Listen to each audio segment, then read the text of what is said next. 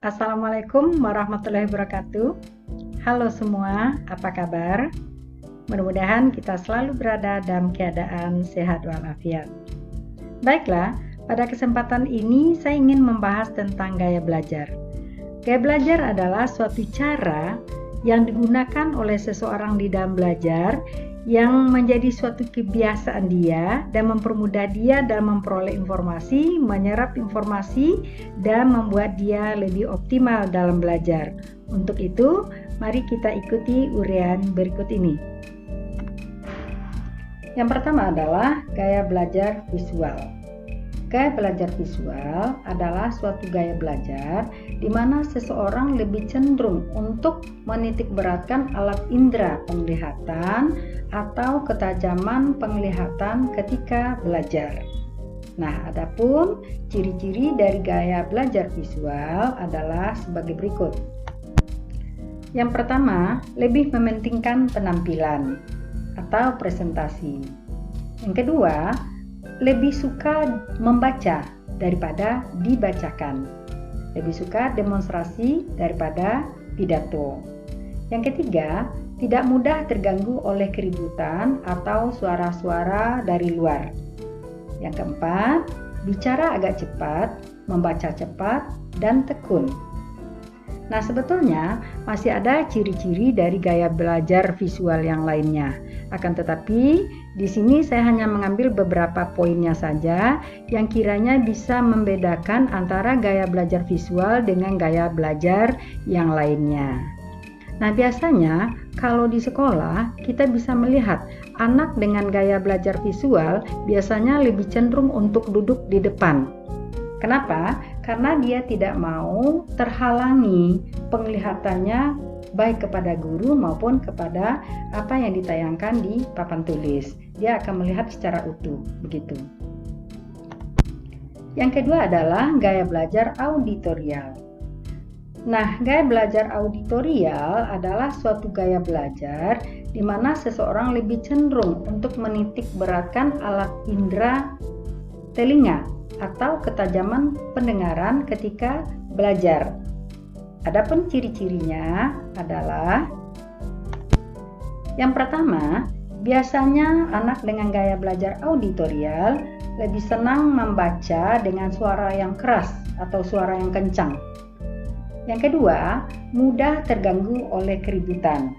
Ini berbeda ya dengan anak yang belajar dengan visual, di mana kalau anak belajar visual tidak mudah terganggu oleh keributan, sementara bagi anak yang dengan gaya belajar auditorial dia sangat mudah terganggu oleh keributan atau suara-suara berisik begitu. Yang ketiga, menggerakkan bibir ketika membaca. Dan yang keempat, biasanya dia pembicara yang fasih, berbicara dengan irama dan terpola. Nah, kalau keseharian di sekolah, biasanya anak yang auditorial ini tidak perlu dia menatap kepada gurunya atau melihat ke papan tulis. Mungkin dia belajar dengan sedikit rileks gitu ya, atau sambil tidur-tiduran. Yang penting dia bisa mendengarkan dengan baik apa yang disampaikan oleh gurunya. Yang ketiga adalah gaya belajar kinestetik. Gaya belajar kinestetik adalah suatu gaya belajar di mana seseorang lebih cenderung dengan banyak gerakan, menyentuh, atau sulit duduk untuk dalam waktu yang lama atau selama berjam-jam. Biasanya anak kinestetik ini suka jalan-jalan ketika dia belajar. Ciri-ciri dari anak yang dengan gaya belajar kinestetik adalah satu, belajar melalui memanipulasi dan praktek. Jadi dia lebih senang praktek di lab atau melakukan suatu kegiatan gitu ya. Yang kedua, bicara perlahan. Yang ketiga, kesulitan dalam menulis namun hebat dalam bercerita. Kemudian yang keempat, menggunakan jari sebagai penunjuk ketika membaca. Nah, jadi kalau di sekolah akan kelihatan sekali mana anak yang belajar dengan gaya kinestetik ya, gaya belajar kinestetik. Biasanya anak itu tidak mau diam, kadang menggoyang-goyangkan tangan atau kakinya atau dengan memukul-mukul pulpen atau pensil dan sebagainya.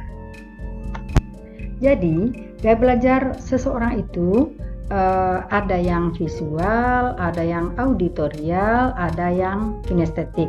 Tetapi tidak menutup kemungkinan ada juga orang yang punya gaya belajar gabungan di antara ketiganya. Sebetulnya tidak ada yang salah dengan gaya belajar tersebut. Namun kita harus semuanya tahu. Sebagai siswa dia harus tahu dengan gaya belajarnya agar dia bisa dalam menyerap materi pelajaran yang disampaikan oleh guru. Dan sebagai guru juga harus tahu gaya belajar siswanya. Ketika dia sudah tahu gaya belajar siswanya, tentu guru tersebut akan menyampaikan materi pelajaran dengan berbagai metode pembelajaran, kemudian dengan berbagai media pembelajaran. Ya. Kemudian yang tidak kalah penting adalah orang tua harus tahu dengan gaya belajar anaknya. Kenapa? Karena dia dengan mudah mendampingi anaknya belajar di rumah. Sehingga tidak ada lagi dia membedakan atau mencap anaknya malas, tidak seperti kakaknya dan sebagainya. Karena setiap anak memiliki gaya belajar yang khas atau unik. Dan itu menandakan setiap kita berbeda satu sama lainnya. Biarkanlah setiap anak belajar dengan gaya belajarnya masing-masing.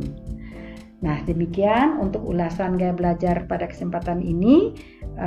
Insya Allah kita akan ketemu lagi dengan pembahasan tentang bagaimana cara anak belajar dengan gaya belajar visual, auditorial, dan kinestetik. Terima kasih. Wassalamualaikum warahmatullahi wabarakatuh.